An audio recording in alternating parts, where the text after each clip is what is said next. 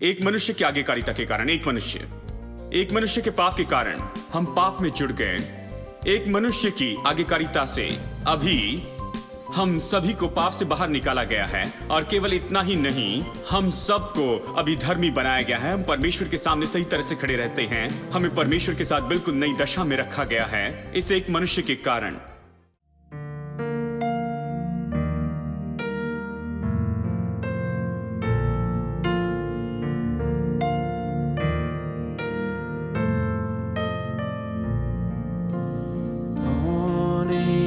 Dawns and evening fades, you inspire songs of praise that rise from earth to touch your heart and glorify your name, your name. Strong and mighty tower, your name is a shelter like no other. Your name, let the nations sing it louder. Nothing has the power to save but your name.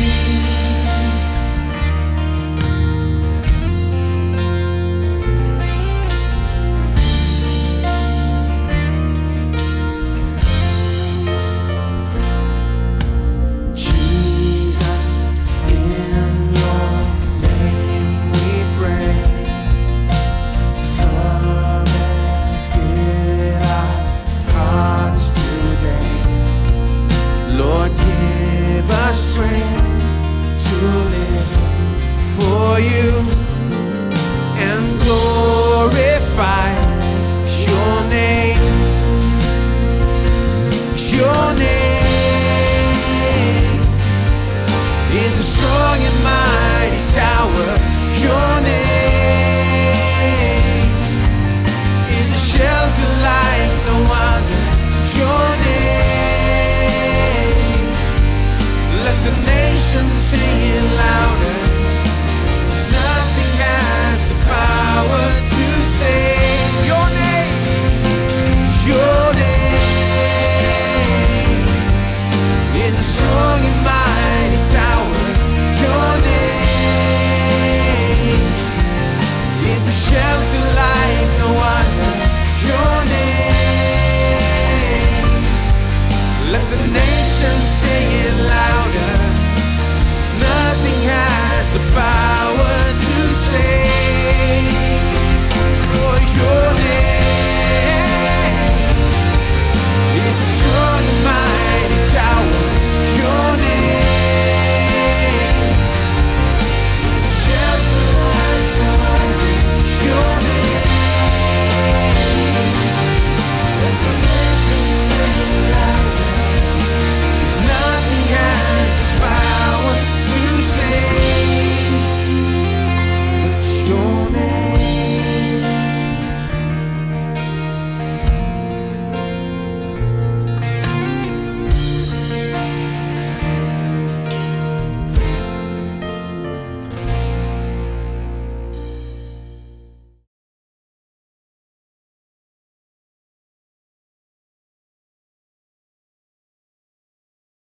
जब संत होने की बात आती है, यह सत्य है कि आप संत हैं। यदि आप ऐसा महसूस नहीं करते हैं तो शुरू कीजिए। संत के जैसे सोचना, संत के जैसे बातें करना शुरू कर दें और संत के जैसे जीना शुरू कर दें, और फिर एक दिन आप संत के जैसे महसूस भी करेंगे। हेलो,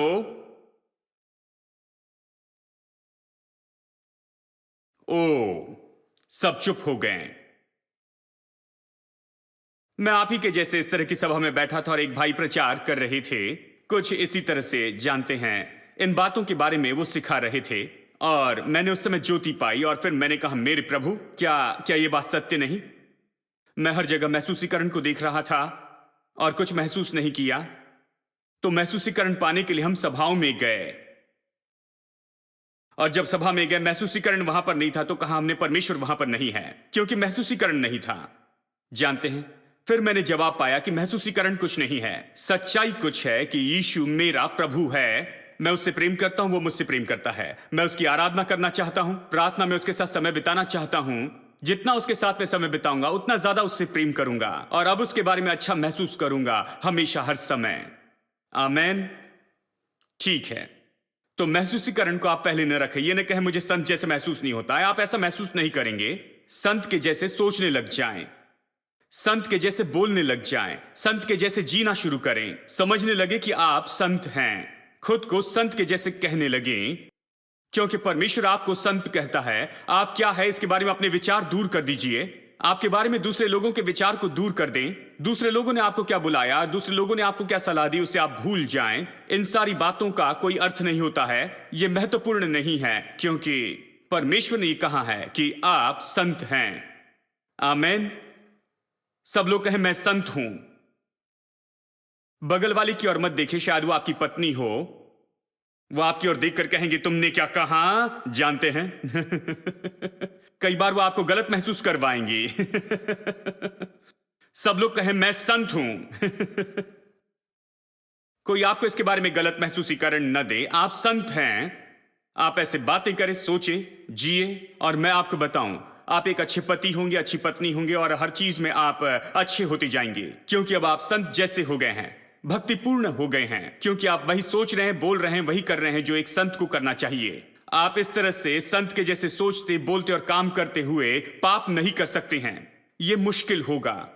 पाप करना बहुत ही मुश्किल होता है जब आप सुबह उठकर कहते हैं प्रभु की स्तुति, मैं संत हूं, मैं मिट्टी नहीं हूं, मैं पापी नहीं हूं, मैं नीचे और शून्य ऐसा व्यक्ति नहीं हूं, मैं कुछ हूं, मैं परमेश्वर की संतान हूं, मैं संत हूं, परमेश्वर मुझे संत के जैसे देखता है, मैं परमेश्वर के लहू से शुद्ध किया गया हूं और मैं उसका हूं। तो फिर क्या आप जाकर पाप करेंगे? देखिए, जब आप इस तरह के विचार रखते हैं तब पाप करना बहुत मुश्किल हो जाता है। इस तरह की सचेतता के साथ में पाप करना बहुत ही मुश्किल है।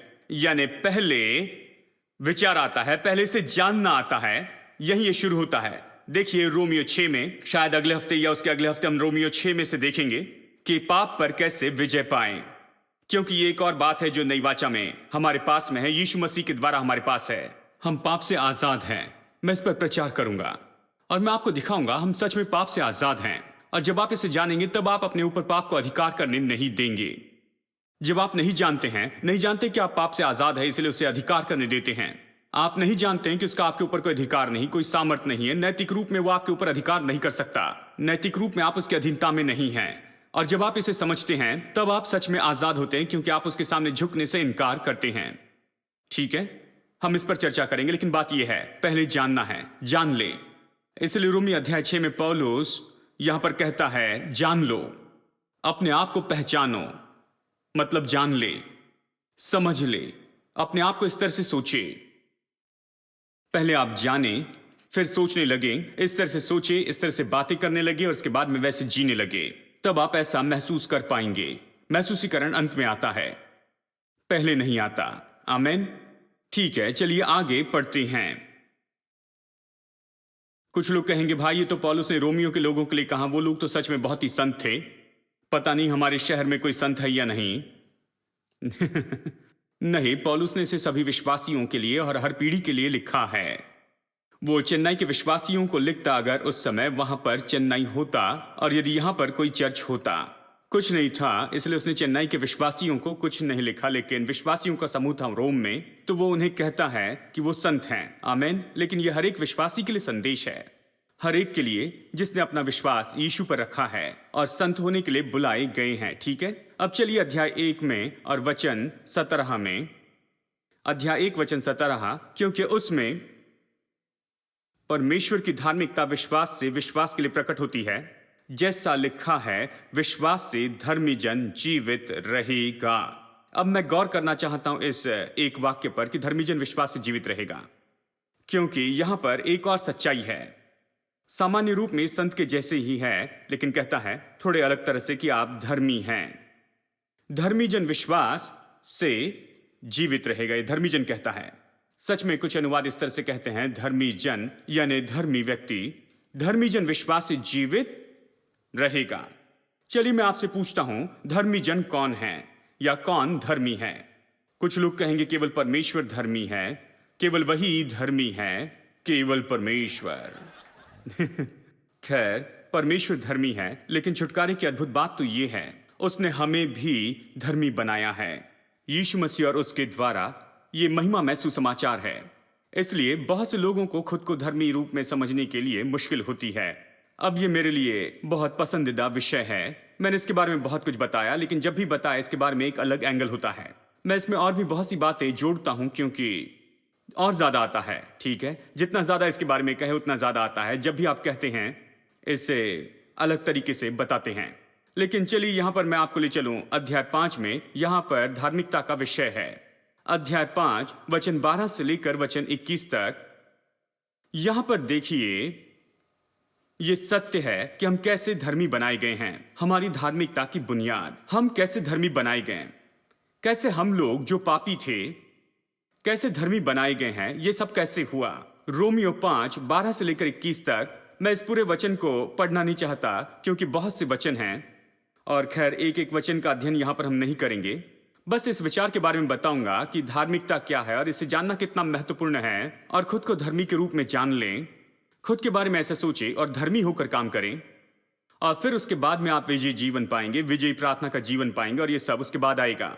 धार्मिकता तो मुख्य बात है। यदि आप अपने दिल में और मन में सत्य स्थापित न करें तो फिर पाप के ऊपर में जय पाना बहुत मुश्किल होता है। ये बहुत ही मुश्किल होता है ऐसा जीवन जीना जहां प्रार्थना काम करती है, आत्मिक जीवन काम करता है। यानी धार्मिकता तो हर एक बात के लिए कुंजी है। आपको धार्मिकता समझनी होगी, आपको समझना होगा कि आप धर्मी हैं। परमेश्वर की दृष्टि में परमेश्वर आपको धर्मी देखता है, वो आपको पापी नहीं देखता है। मैं बस यही बात बताना चाहता हूं। मैंने धार्मिकता के विषय पर कई हफ्तों तक इसके पहले आपको सिखाया है। चलिए मैं इस बात को आपको अभी बताऊं। आप धर्मी हैं। सब लोग कहें मैं धर्मी हूं। परमेश्वर आपको ऐसे ही तो देखता है। हम सवाल पूछ रहे हैं आप कौन हैं और आपके पास क्या है। मैं आपको बता रहा हूं आप धर्मी हैं और आपके पास में परमेश्वर की धार्मिकता है, आपके पास है। मैं अभी यही तो बताना चाहता हूं। चलिए मैं वचन 19 पढ़ता हूं और मैं यहां पर बाकी सभी वचनों के बारे में बताते रहूंगा, लेकिन यहां इस पूरे अध्याय को न पढ़ें। चलिए वचन 19 पढ़ते हैं। क्योंकि जैसा एक मनुष्य की आज्ञा न मानने से बहुत लोग पापी ठहरे, वैसे ही एक मनुष्य की आज्ञा मानने से बहुत लोग धर्मी ठहरेंगे।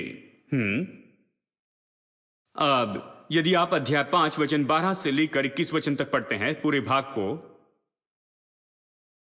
यहां पर 3 शब्द या वाक्य हैं जो बार बार आते हैं। अब बाइबल का अध्ययन करने का सबसे सरल तरीका है, जब भी आप इस तरह के अध्याय पढ़ते हैं, अब जानना चाहते ये किसके बारे में क्या कहता है। बाइबल अध्ययन में सबसे सरल तरीका यह है कि देखें कौन सा शब्द या फिर कौन से वाक्य बार बार एक बार से ज्यादा आते हैं। खास करके अगर ये 10 बार या इस तरह से आते हैं तो अच्छा है कि उस पर गौर करें, क्योंकि ये उसी के बारे में कहता है। ठीक है, अगर आप इसे खोल देते हैं तो आप पूरी बात का अर्थ जान लेते हैं। यानी यहां इस वचन के भाग में वचन 12 से 21 में यहां पर 3 शब्द या वाक्य हैं जो यहां बार बार दोहराए गए हैं। यहां पर पहला शब्द तो शब्द है एक। यहां वचन 19 में देखिए, एक मनुष्य के आज्ञा भंग करने से, ये एक शब्द जो है ये मनुष्य के बारे में बता रहा है। आदम या फिर मनुष्य यीशु मसीह, एक के द्वारा पाप आया, एक के द्वारा धार्मिकता आई। ठीक है, ये कई बार दोहराया गया है। जानते हैं ये यहां पर 11 बार दोहराया गया है। वचन 12 से 21 में एक शब्द ये दोहराया गया है 11 बार। विश्वास करेंगे? यानी इसमें कुछ है और इसके बारे में मैं चर्चा करूंगा। और दूसरा शब्द है, ये शब्द है राज्य किया। राज्य किया शब्द, कैसे पाप के द्वारा मृत्यु ने राज किया। आदम के पाप ने मृत्यु लाई और मृत्यु ने उसके द्वारा राज्य किया। और अब जिन्होंने धार्मिकता का वरदान पाया है वो जीवन में राज्य करेंगे यीशु मसीह के द्वारा। ठीक है, तो राज्य करना शब्द बहुत महत्वपूर्ण है। यह बताता है मृत्यु राज करती है, धार्मिकता राज करती है, लोग जीवन में राज करते यीशु मसीह और उन्होंने पाई हुई धार्मिकता के द्वारा। यह सामान्य विचार है। 5 बार इसके बारे में बताती है। राज्य किया शब्द 5 बार आता है। और एक और शब्द है और वो शब्द है बहुत ज्यादा। ये वाक्य कि बहुत ज्यादा बहुत ही महत्वपूर्ण शब्द है। इसका मतलब है आदम ने जो भी किया कि हमें पाप में लेकर आए, उससे बहुत ज्यादा नुकसान हुआ, बहुत नुकसान हुआ।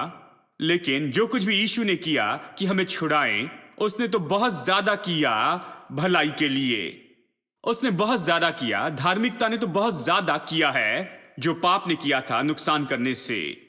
पाप ने जो लाया वो तो धार्मिकता ने जो लाया उसकी तुलना में कुछ भी नहीं है, और ये इस वाक्य के द्वारा दिखाया गया है बहुत ज्यादा। ठीक है, मैं इसे बताऊंगा, लेकिन मैं एक पर गौर करना चाहता हूं, क्योंकि यदि आप इस एक शब्द पर गौर करते हैं, क्योंकि ये 11 बार आया है, आप समझेंगे कि ये कैसे आप धर्मी बन गए हैं। आज मैं आपको सहमत करना चाहता हूं प्रभु वचन से कि आप सच में धार्मिकता हैं। बाइबल कहती है धर्मी जन की प्रार्थना से बहुत कुछ होता है। अगर आप विश्वास नहीं करते कि आप धर्मी हैं, तो प्रार्थना का कोई फायदा नहीं है। प्रार्थना करें, भीख मांगे, रोए और चाहे जो भी करें, इसका फायदा नहीं है। आप विश्वास करते कि आप पापी हैं, तो आपकी प्रार्थना कैसे सुनी जाएगी? इसलिए बहुत से लोग प्रार्थना करने के लिए इवेंजलिस्ट को ढूंढते हैं, क्योंकि वो सोचते हैं कि वो अयोग्य, उनकी प्रार्थना सुनी नहीं जाएगी। वो दूसरे को ढूंढते हैं जिनमें वरदान है। प्रभु के पास जाने के लिए कोई तरीका है, प्रभु से कृपा पाई है, और वो प्रार्थना करेंगे, जवाब पाएंगे। क्योंकि ये प्रार्थना करे तो जवाब नहीं मिलेगा, इससे वो सहमत हैं। ये तो धार्मिकता की, सचेतता की कमी की बात है। अगर आप धर्मी हैं, ये नहीं समझते हैं, तो प्रार्थना काम नहीं करेगी, यहां तक कि विजयी जीवन भी मुश्किल हो जाएगा। अगर आप इस सच्चाई को नहीं रखते हैं कि आप धर्मी हैं, तो आप अपने व्यवहारिक जीवन में कभी धर्मी नहीं होगे, व्यवहारिक जीवन में कभी पवित्र नहीं होगे। यदि आप विश्वास नहीं करते हैं कि आप धर्मी हैं, आपको विश्वास करना होगा कि आप धर्मी हैं, और केवल तब पवित्र जीवन जी पाएंगे। ठीक है, देखिए, आप धर्मी होने की कोशिश करते हुए पवित्र जीवन नहीं जी सकते हैं। आपको पवित्र जीवन जीने के लिए विश्वास करना है कि आप धर्मी है। यही तो कुंजी है। ये कारण आपको ये समझना होगा, वो ये है, केवल तब आत्मिक जीवन आपके लिए काम करेगा। चलिए इस पर गौर करते हैं। ये शब्द एक कुंजी है। मैंने कहा 11 बार ये आया है। ठीक है, ये सामान्य रूप में ये कहता है एक मनुष्य के द्वारा पाप आया। वचन 12 ये कहता है एक मनुष्य के द्वारा पाप आया और पाप से मृत्यु आई, और सब मनुष्य पर उसने राज किया। और फिर कहानी आगे बढ़ती है और ये कहता है कि एक मनुष्य यीशु के द्वारा अनुग्रह आया, धार्मिकता आई, परमेश्वर का वरदान जो धार्मिकता है वो आई। अब मृत्यु के राज्य करने के बजाय हम राज करते हैं सब पर, जिसमें मृत्यु भी है। यही तो मुख्य बुनियादी बात है इस पूरे वचन के बारे में। एक मनुष्य से आई, लेकिन सबसे महत्वपूर्ण बात यह है कि ये समझ ले, ये एक मनुष्य के कारण हम सब पापी बन गए। ऐसा नहीं कि सब ने पाप किया। हेलो, इसलिए एक शब्द बहुत महत्वपूर्ण है। एक शब्द महत्वपूर्ण है क्योंकि हम सब ने पाप नहीं किया। ये ऐसा नहीं कि बहुत से लोगों ने पाप किया इसलिए हम लोग पापी बन गए। ये नहीं कि सब ने पाप किया इसलिए सब के सब पापी बन गए। बस एक मनुष्य ने पाप किया इसलिए सब पापी बन गए, पापी बने। अब देखिए, लोगों को यह समझना बहुत ही मुश्किल होता है। मेरे प्रभु, ये आदम इस तरह से कैसे कर सकता है? उसने ये किया और मैं उसके लिए जिम्मेदार ठहरा। ये कैसे हो सकता है? अब आप समझेंगे ये कैसे हो सकता है जब आप समझेंगे कि आदम कोई प्राइवेट व्यक्ति नहीं था, वो लोगों का व्यक्ति था। चलिए दूसरे शब्दों में कहूं, वो प्रतिनिधि व्यक्ति था, क्योंकि वो पहला मनुष्य व्यक्ति था, इसलिए विशेष ओहदे पर था। वो हमारे जैसे नहीं था। ठीक है, वो पहला मनुष्य था, इसलिए वो प्रतिनिधि व्यक्ति बन गया। उसे खास सम्मान दिया गया। वो सारी मनुष्य जाति का प्रतिनिधि बना। जो कुछ परमेश्वर ने उसे कहा, जो भी आशीष, जो भी उस पर कहा गया, ये केवल आशीष आदम पर नहीं थी, ये मनुष्य जाति पर आशीष थी। जो आदम प्रतिनिधि था इसलिए उसके ऊपर में कही गई थी। ठीक है, वो प्रतिनिधि था। जो भी उससे अदन की वाटिका में दिया गया था, सारी चीजें, अच्छी बातें, वो केवल उसी के लिए नहीं थी। परमेश्वर ये कह रहा था कि मैं सभी को यही तो देना चाहता हूं। वो प्रतिनिधि है इसलिए मैं उसे देता हूं, केवल वही है इसलिए मैं उसे देता हूं। लेकिन सब लोग देख ले, मैं ये सबको देना चाहता हूं। यही तो ये बात है। तो सारी आशीषें जो भी परमेश्वर ने कहा और परमेश्वर का जो भी व्यवहार था आदम के साथ में, वो तो ये था, ये बात थी कि वो प्रतिनिधि व्यक्ति था और वो पहला व्यक्ति था, इसलिए उसे ये शीर्षक दिया गया। तो उसकी सारी आशीषें मनुष्य जाति की आशीषें हैं। यदि ऐसा है तो उसके पाप तो मनुष्य जाति के पाप बन गए। वो प्रतिनिधि था। जब उसने पाप किया, उसके खास ओहदे के कारण उसने पूरी मनुष्य जाति को पाप में खींच लिया। कितने लोग सहमत हैं? अगर आप सहमत नहीं हैं तो चलिए उदाहरण देता हूं, अगर ये समझना में मुश्किल होता है। देखिए, संसार की बहुत सी सरकार, वो तो दर्शाने वाली सरकार होती है। वो दर्शाने वाली सरकार है। इससे हमारा मतलब क्या है? हम हमारे प्रतिनिधि को चुनते हैं, ठीक है? और फिर वो संसद में जाते हैं, उसके बाद में फिर वो प्रधानमंत्री को चुनते हैं और ये सारी क्रिया होती है। कुछ भी हो, हर कदम में ये प्रतिनिधि होता है, ठीक है? यानी जब वो कुछ करना चाहते हैं वो आपके पास में आकर नहीं पूछते हैं कि क्या हम ये कर सकते हैं, जानते हैं? वो इसे करते हैं प्रतिनिधि के रूप में, वो हमें दर्शाते हैं, इसलिए वो इसे करते हैं, नियम पास करते हैं हम सब के लिए। वो हर बार आकर हमसे नहीं पूछते, ठीक है? अगर हमें पसंद नहीं आए तो अगली बार वोट नहीं देंगे, लेकिन बात यह है वो हर बार आकर हमसे नहीं पूछते हैं, वो तो हमारा मन पढ़ते हैं, देखते हमें क्या पसंद है और हर एक अच्छी कोशिश करते हैं कि हमारे लिए अच्छा काम करें, ठीक है?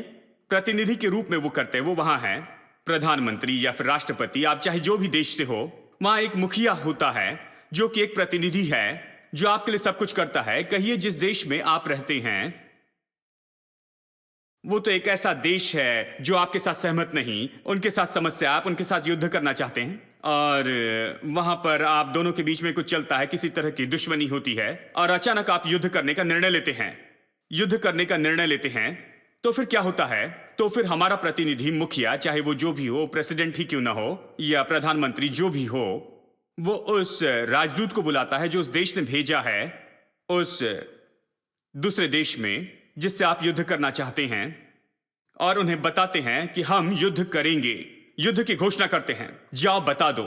तो राजदूत जाकर युद्ध की घोषणा करता है तो हम सब युद्ध में होते हैं।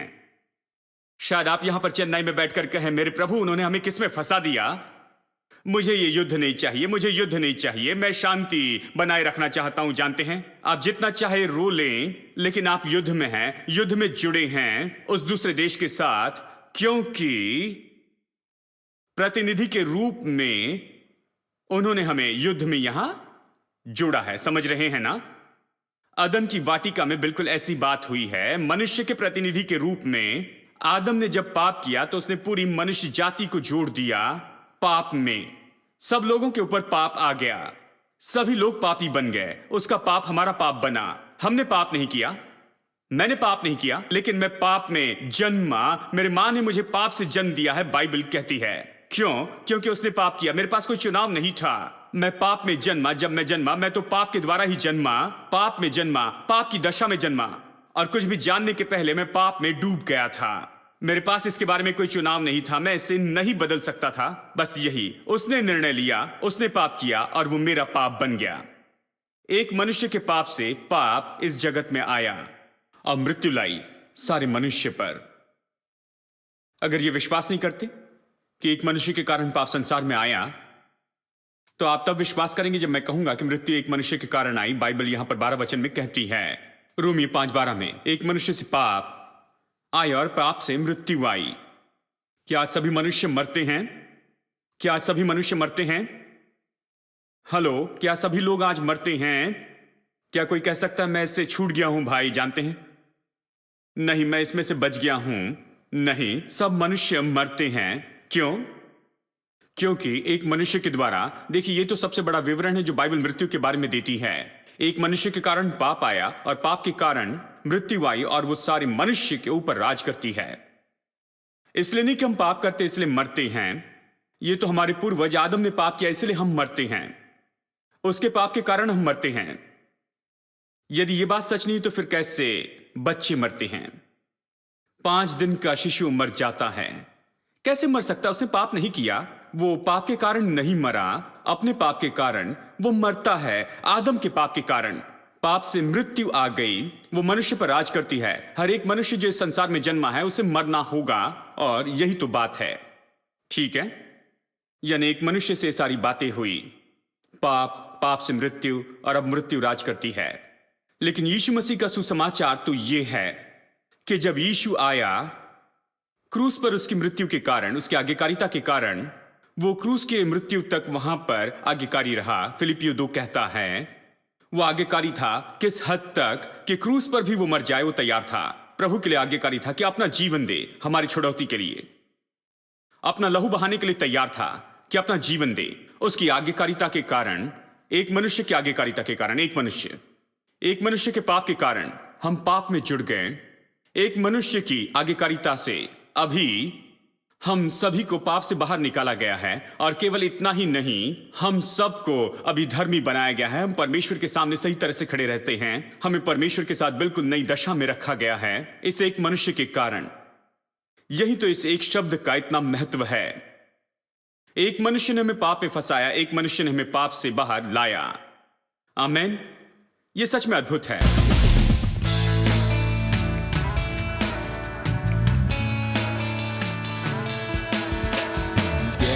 Rock, there is no God like our God. No other name worthy of all our praise. The rock of salvation that cannot be moved has proven himself to be faithful and true. There is no rock, there is no God like God. There is no rock, there is no rock. There is no God like our God. No other name worthy of all our praise. The rock of salvation cannot be moved. He's proven himself to be faithful and true. There is no rock, there is no God like ours. Rock of ages, rock of ages. Jesus is our rock, rock of ages. Jesus is our rock, rock of ages. Jesus is our rock. There is no rock, there is no God like God.